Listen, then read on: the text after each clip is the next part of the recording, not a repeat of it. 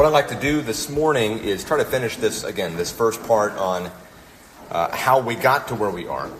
And then next week we will be off for the youth retreat. The following Sunday we'll be here, but we're going to be wrapping the Operation Christmas Child Boxes. And then we'll be back on this in 3 weeks. And then in 3 weeks, the goal would be to really zero in on some of the specific history of gender and gender ideology, how that came to be. But right now, we're just trying to get the general flow of thought as to how we've become so focused on individualism, self-identity, and this modern concept of the self that we've been discussing. So we're going to do 2 more sessions from Carl Trueman's lessons on Strange New World, which is the title of his book, dealing with the history of the development of this thought. There's another book that I've mentioned that's kind of a longer book called The Rise and Triumph of the Modern Self. That's much longer than Strange New World, but it's very, very good, covering the same kind of material. But we'll do 2 sessions on this, and then we'll try to do a recap, and then that'll be it for today. So let me get us started here. Again, handouts are up here, pens are up here. If you get a pen, you can keep it. We're trying to get rid of those.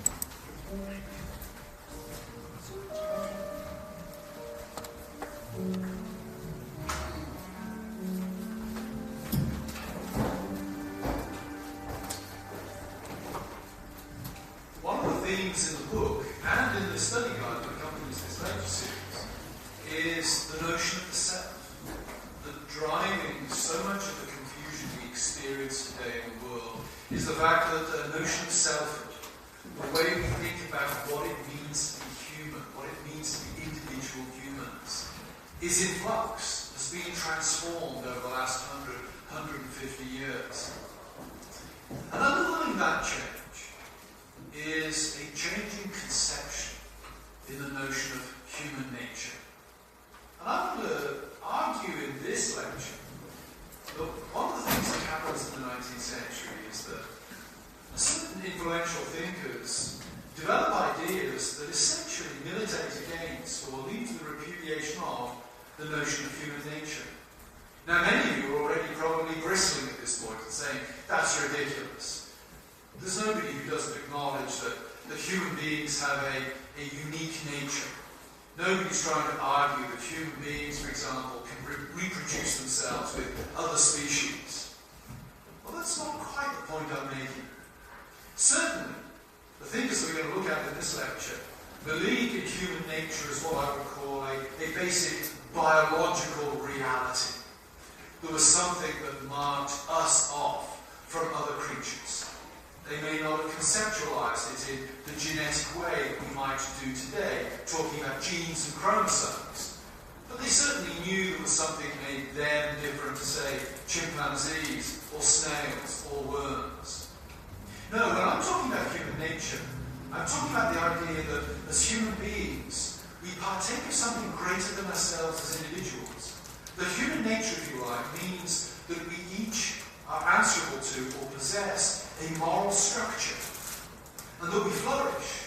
We find our lives to be most fulfilled when we conform ourselves to that structure, when we learn what it is to be a human being, and we act in accordance with our human nature.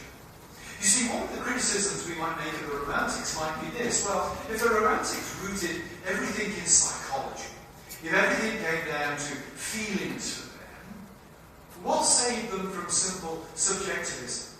Why weren't they, if you like, living in a similarly chaotic world to the one in which we find ourselves? Well, the answer would be this. Rousseau, Shelley, Wordsworth, etc. They all believed that there was such a thing as human nature. They believed that if we got back behind the corruptions of society, behind the things that society had forced us to do and think that had made us inauthentic, if we could get back behind those things, we would all be essentially the same. We would all feel empathy for each other. We would all regard the same actions as good and the same actions as bad. That human nature would bind us together in a kind of common brotherhood, common family of humanity. But that all changes in the 19th century. There are a large number of thinkers one could look at in the 19th century who take a sledgehammer to the notion of human nature. I just want to mention two thinkers in particular who I think have been very influential. In fact, it's arguable they've been more influential in the century since their deaths than they were in their own lifetimes. And they're the German thinker, Friedrich Nietzsche, and his fellow countryman, though he was also Jewish, Karl Marx. Nietzsche and Marx, in their different ways, took a sledgehammer to the notion of human nature. How did they do this? Well, for Nietzsche, it was intimately connected to the idea of the death of God. Nietzsche was very clear that God was dead. Now, Nietzsche didn't mean that there'd been a being called God who got killed by human beings.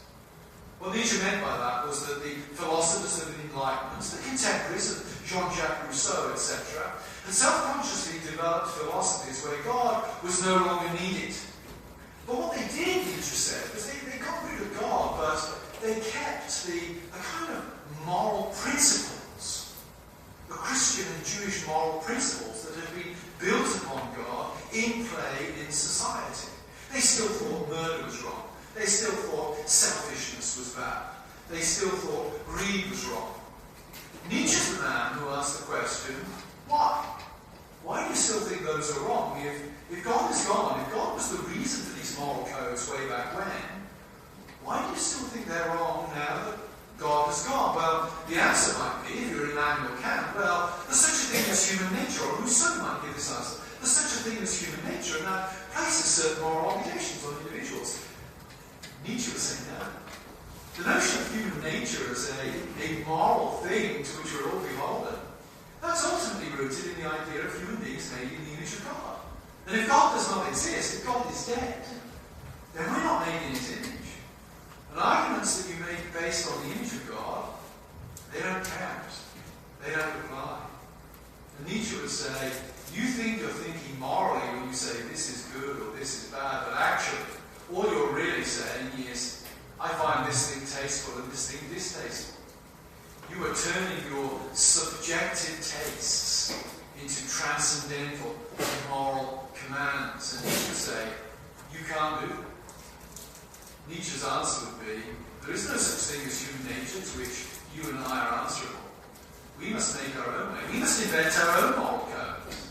We must rejoice and delight in being individuals and in reshaping this world to conform to our wills. So that was Nietzsche. His contemporary, Karl Marx, of course, very famous as the founder of modern communism. Karl Marx also aided in the destruction of human nature. How did Marx do that? Well, Marx did two things. One, Marx was very aware, and I think on a level correctly so, that human beings have thought differently over time. Somebody in ancient Athens thought differently to somebody in 12th century Europe, thinks differently to somebody in 21st century America. Marx was aware that the way we think, and even the way we think morally, changed over time. And Marx saw that as a result of the social relations in which we exist. And the second thing Marx did was he said, no, social relations are really determined by economic capitalism. But really what's going on in history is the story of economic relations. But what you think about as moral commands, they're not transcendent, they don't apply in all times and all places. They simply apply in all time and all places where they justify the economic status quo. Now, the thinking of Marx and Nietzsche is complicated. These are the arguments of philosophers. And you might be sitting there watching this video and thinking, what exactly is Truman trying to say at this point? Well, if you take nothing away from this video, other than this, take this one point away. What Marx and Nietzsche do in the 19th century is say, there is no such thing as human nature that imposes constant moral categories upon you. It is impossible to move from one time to another, from one place to another, from one person to another, and say that what is true and good for them is true and good in all times and all places. And what Marx and Nietzsche do in terms of complicated arguments in the 19th century has become more or less the default of the way we think in the 21st century. When you think of how subjective we become, when you think of how cautious we are about imposing our moral vision or our morality on other people, how cautious we are about extrapolating from the way we think morally to the way other people should think morally, lest we interfere with their happiness, then we have become the heirs of Marx and Nietzsche. Now go to the Bible, and again go back to that passage where God creates men and women in the image of God, and think about what that means. That doesn't just mean that Adam and Eve share a kind of biological similarity, that Adam is able to reproduce with Eve in a way that he could not have reproduced with any of the other creatures. What that means is that Adam and Eve have a shared moral structure. For Adam and Eve to flourish, they have to do certain things. They have to know what it means to be human. They have to know what it means to be made in the image of God. And they have to act and think in accordance with that image in order to flourish. And now think about Christianity. Think about the gospel. Think about how often we talk about the gospel as the restoration of God's image. The conversion involves a transformation. The conversion involves us not simply looking forward to the end of time, but looking back to that which we were originally made to be. And perhaps discuss in your group, think about the Bible verses you might go to say, you know, that image of God. That image of God, it's not just a nice sentimental idea. It's not just something that allows me to distinguish myself from a hamster or a chimpanzee or a giraffe.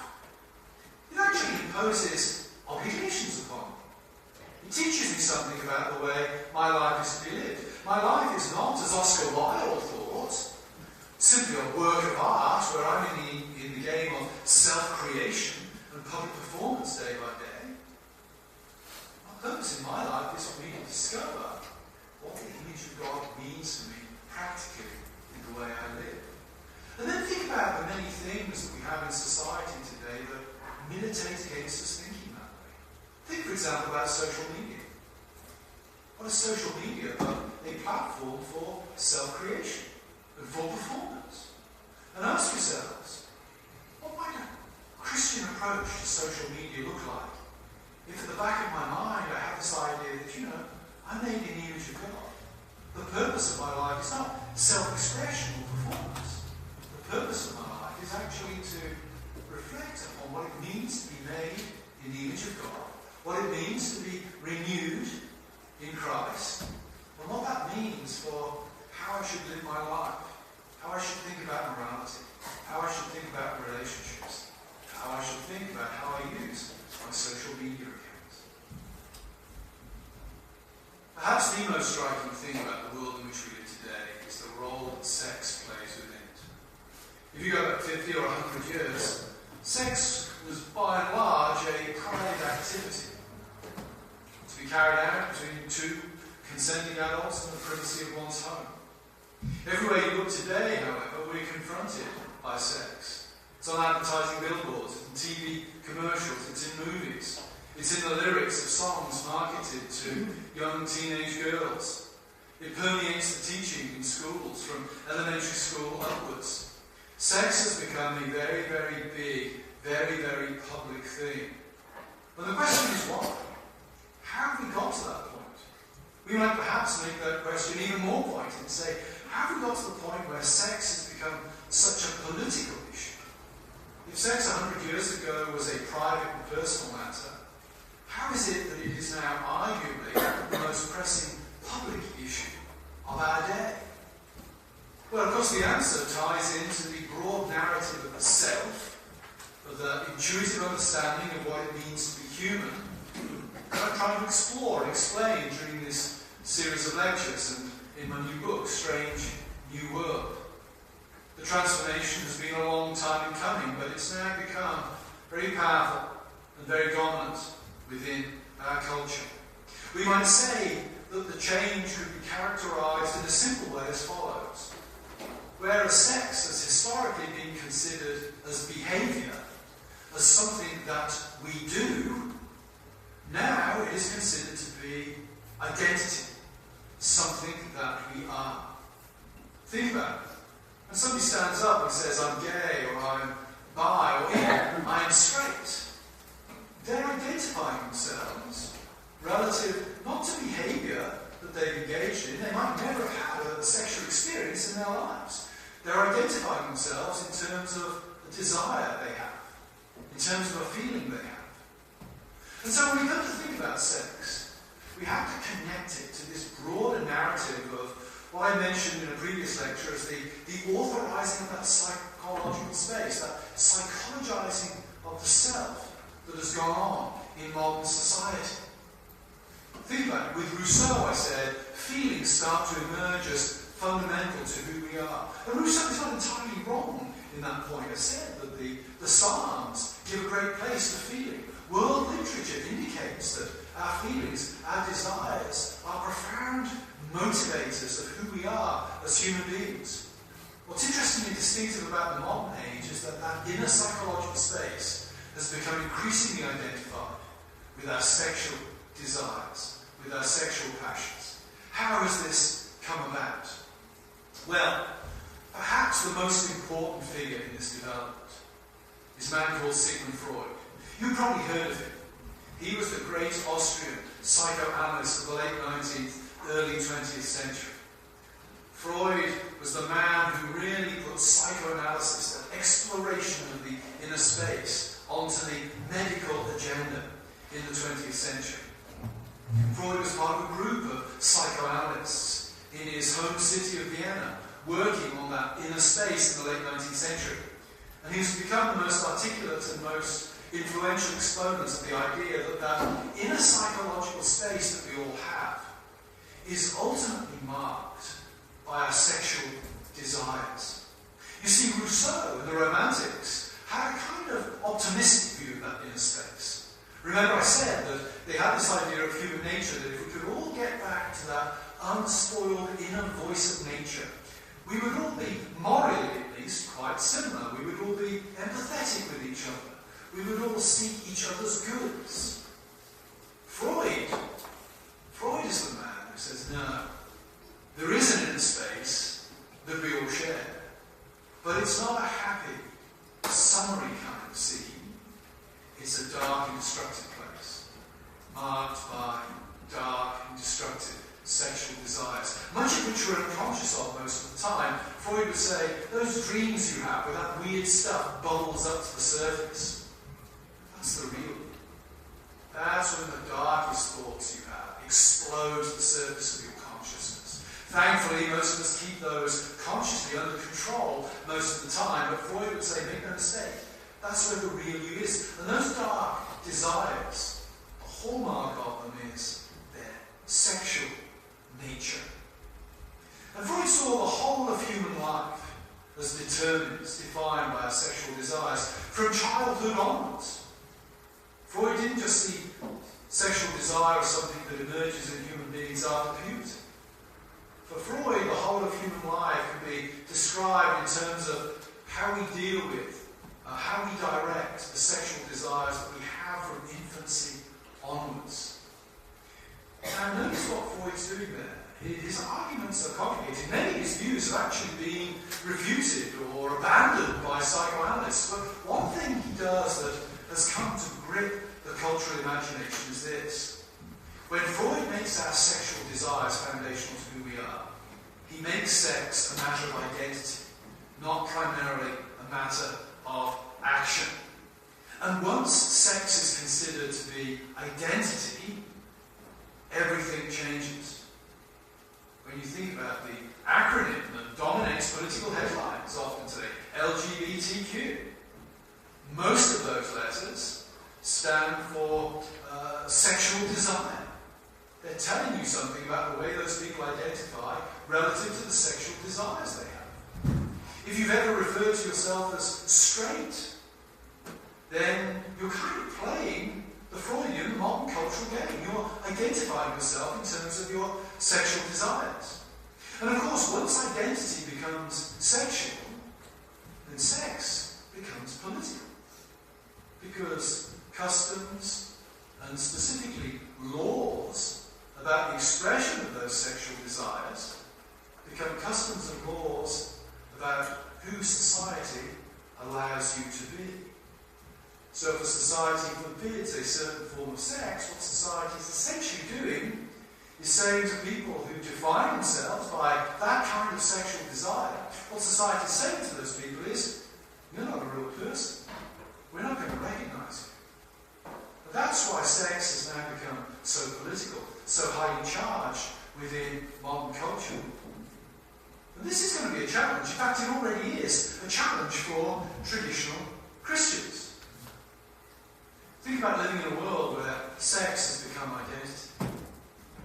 Think about that old statement that certainly Christians of my generation would use when engaging with gay friends. We'd say, well, we hate the sin, but we love the sinner. That statement works, doesn't it? If you can separate the sin and the sinner. But if you're dealing with a generation that has been taught to believe that its identity is wrapped up with its sexual desires, then that sentence doesn't make any sense to the contemporary generation. Because what we see as the sin as traditional Christians is the very identity of the person we're talking to.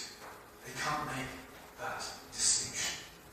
So it raises very, very difficult questions for Christians. And what I want you to do as you think about this is, well, think first of all about what does the Bible teach about sex? Does the Bible teach that sex is identity? We already noted in a previous lecture that feelings are very important. The Psalms are full of feelings. We would be subhuman, we would be inhuman to say that our feelings, even our sexual desires, don't impinge to some extent upon our sense of selfhood and upon our sense of identity. But is that how the Bible teaches sex? Is sex primarily about identity? Are our sexual desires to be foundational to our identity? And if they're not to be so, then what is sex for in the Bible? Is it for personal fulfillment? Or is it for something else? What is the role that sex plays in the biblical account of human beings made in the image of God? Secondly, think about how this complicates how we talk, not only to those outside of the church, but to those within the church who, of course, are influenced by what they see online, by the sitcoms they see on television, by what they see in commercials on television. How do we engage? How do we think about these matters relative to those who are thinking about them, we within the church, in very different ways to ourselves? What might a good apologetic strategy be? How might we be able to address these questions with our own children as they struggle with them and as they go through tremendous pain, either in their own lives or in their relationships with their friends? How might we address these questions with them in a way that is both compassionate and sensitive, but also faithful to the Bible's teaching? Freud, like Rousseau, is a man who is wrong on many things, but there is a sense in which he gets human nature right, doesn't he? Sexual desire is an important part of who we are. Our inner space is very dark often. How do we think about that as Christians? How do we address that?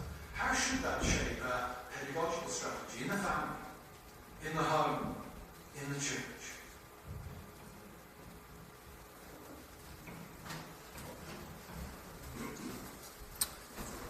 Get the lights. He's got it.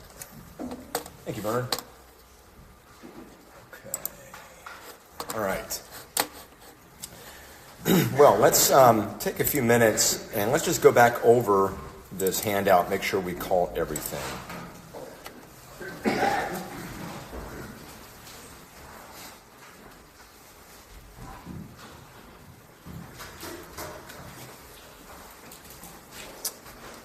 All right. So we've got a few definitions, we've got a few figures we want to make sure we know what these are about and how this has contributed to the current state of things when we think about gender and sexuality. And one of the big definitions that we need to understand is this term, expressive individualism. This really means emphasizing the importance of personal expression and self-identity above all else. Okay. There is a sense in which Christianity will embrace individualism and an expressive form of individualism, but not in this sense. Not by placing my experience and my self-perception above all else. What does the Christian worldview place above all else? What would you say? Christ. Christ above all else. What Christ thinks about me. How Christ identifies me. My experience with Christ. What Christ has revealed in His Word. What Christ has said. Christ is King. Christ is supreme. Not self. But expressive individualism takes the opposite view. As a quote from Ryan Anderson, who wrote the foreword to Strange New World. Seeking to give expression to our individual inner lives rather than seeing ourselves as embedded in communities and bound by natural and supernatural laws. Authenticity to inner feelings rather than adherence to transcendent truths becomes the norm. And that's really what this is getting at. And that's right where we are today. But we had to get there. And so let's go over these figures that we've just talked about the past couple weeks. He went over Rousseau, and the famous quote from Rousseau is that man is born free, but everywhere in chains. So the real, authentic me is the inner self, and society outside is what hinders, in many cases, my true inner experience and self-fulfillment. And humans are naturally good. They're corrupted by society. And so this kind of way of thinking is really beginning to lay the foundations for this kind of individualism, this expressive individualism. And Rousseau is really getting the ball rolling on this movement called the Romantic era. Okay? And there you see one of the most famous works of art from the Romantic era. Anybody ever seen this before? Am I familiar with it? Nobody? It's by Caspar David Friedrich. He was a German Romantic artist, and this piece of work really captures the entire kind of project of the Romantic era. It's called The Wanderer Above the Sea of Fog. So what do you see in this painting? Some confusion. Okay, why confusion? What elicits that as you see it? No clear defined trees, clouds, it's all blurry. Yeah, there's a lot of fog here, right? Kind of fog when you look at the landscape blurs the landscape. Okay, so there's some confusion. What else stands out to you about this image? The man is observing it all. What's that? The man is observing it all. He's looking out on the whole thing, right? He's very, we might say, introspective at this point, gazing over this foggy landscape. What else stands out to you about this image? It's an individual kind of on an island alone. Right. Where's the community? Like, where's his family? Where are the people around him? Where's God? Where's anybody other than himself? This solitary individual, and his back is turned to us as he's looking out. He's not asking for our input. Right? He's working this out all on his own. This self-discovery and this foggy unknown. Okay? There's really no compass here. There's really nothing objective and grounded to guide him. He's a solitary individual. He's unhindered by society or nature or God or anything else as he's going through this process of introspection and self-discovery. Right? So this is very typical of the kind of art, whether it be painting or music or anything else, that was coming out of this period. And Rousseau had a lot to do with that. And so we might give a definition here: cultural movement emphasizing individualism and the prioritization of feelings and self-expression. Okay? If you go back prior to this and you look at art, there's lots of order and structure and design. There's community. God is very much in view in these prior works of art, and that's kind of gone here. Yeah, and Frankenstein. That came out during the Romantic era. Mary Shelley wrote the book Frankenstein in 1818. And what is Frankenstein doing? Now remember, Frankenstein's not the name of the monster. Everybody know that? Did somebody just, right? Frankenstein is the name of the doctor. And what is it really about? It's not just about a Hollywood monster movie, because this is the 18 teens, right? It's considering individualism, the ability to self-create and to self-identify and to chart our own way. And it's considering the potential for great self-empowerment in that procedure, but also the potential for great self-destruction as we isolate ourselves inwardly. It's kind of wrestling with that idea, right? So that's the Romantic era. So what's happening is the ideas are getting into culture, if you like, through the various cultural expressions of art and music and literature and all these other things. So these ideas are beginning to be made popular, and people are beginning to consume them. Okay? And then the next figure we considered was Nietzsche, right? German philosopher, known for his critique of religion in particular and just objective morality. And there's his famous quote, "God is dead and remains dead, and we have killed him." Which doesn't mean that we figured out a way to, kill God with kryptonite or something like that. Right? What he's saying is the intellectual pursuits that have been growing over the past 100, 200 years in philosophy and in culture have increasingly marginalized God. Like that image from the painting, God's not in the picture there. And so what we're doing as a society, what we're doing as thinkers, is we're relegating the whole concept of the divine to a useless category. We don't really need that. We've learned how to get on in the world without those concepts of religion and without the divine input. Philosophers were trying very hard in certainly in empiricism, where God is not even a possibility, because the only thing that exists are things that are physical. And even in our rationalism, the rationalist philosophers are trying to get on and build their entire philosophy without an appeal to God. We try to get a foundation that we can build up from, but we don't have to rely on Him, and maybe we'll eventually get to Him, but we don't want to start there.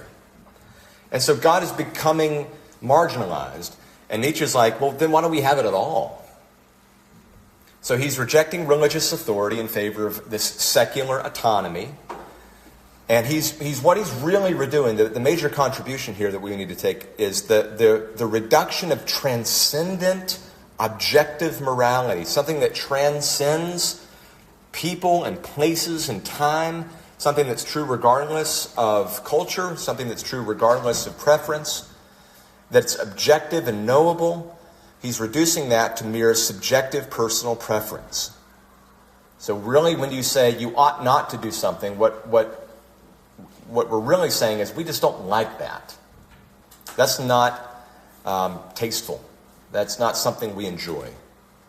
And that's going to be different for everybody. Okay? And then we considered Marx. By the way, that's a glorious mustache. That's one thing he got right. Can you imagine that man after having soup? Yeah, okay, let's move on. Also, difficult to imagine after having soup. He's probably got some in there right now. And is he about to pull a gun on us? We're not sure. The 1800s were crazy times, people. Here we go. What is he saying here? So religion is the opium of the masses. That's a famous quote from Marx. And really what he's trying to do is he's trying to understand reality, and in particular our identity, in terms of economic relations, in terms of class relations and class struggles. All of human history is really just this struggle between the classes, between the haves and the have-nots. And the haves are always oppressing the have-nots. And religion would be one tool used by the haves to hold down and suppress the have-nots. Hence the quote there. In the broader context, if you read that, that's what he's getting at. He's talking about these class struggles and how almost anything in our experience is determined by this struggle. Identity is fundamentally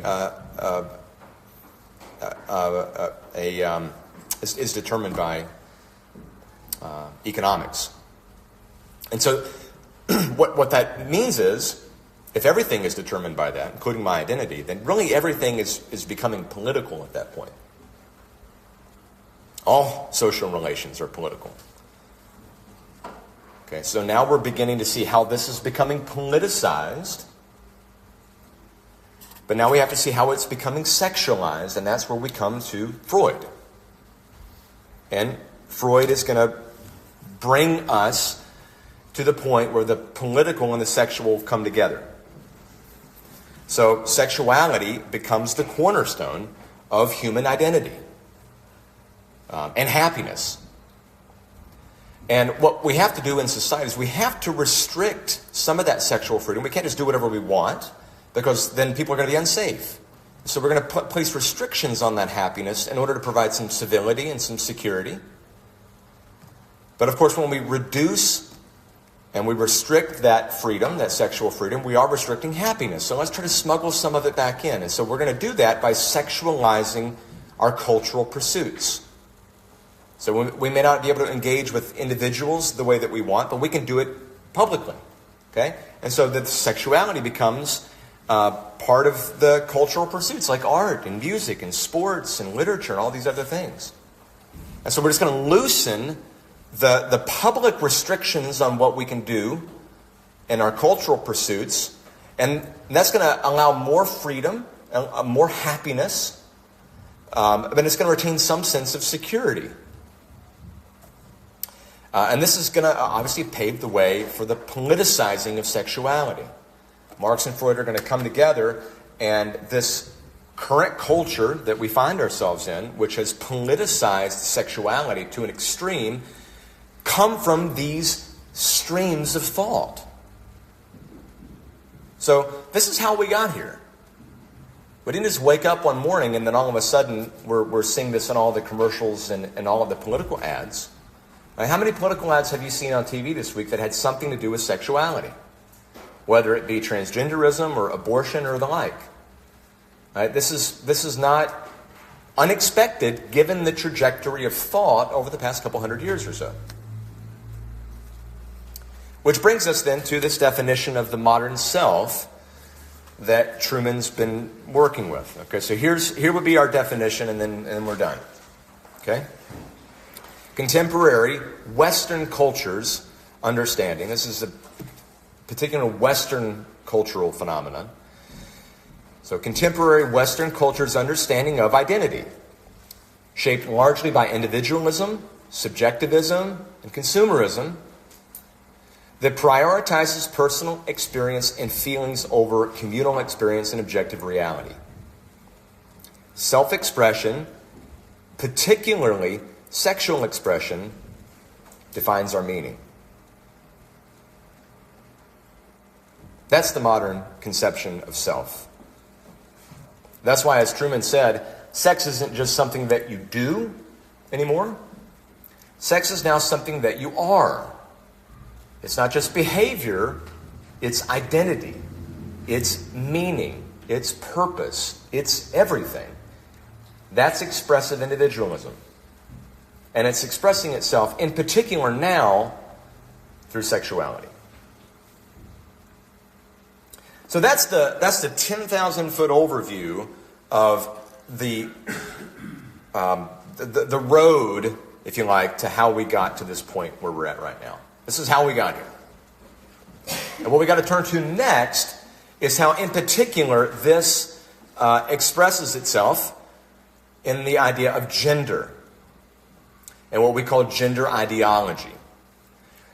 I'm saving that for a separate lesson because really we need to understand there's a particular history with that doesn't go as far back. It's within the same stream, so it's coming out of the same general way of thinking, but there's something in particular that happens in the 20th century that paves the way for this idea of gender ideology. So we're going to define that, we're going to look at the history of it, and then I think we'll be in a position that we can critique it and we could set it over against the biblical worldview and understanding God's design in its place.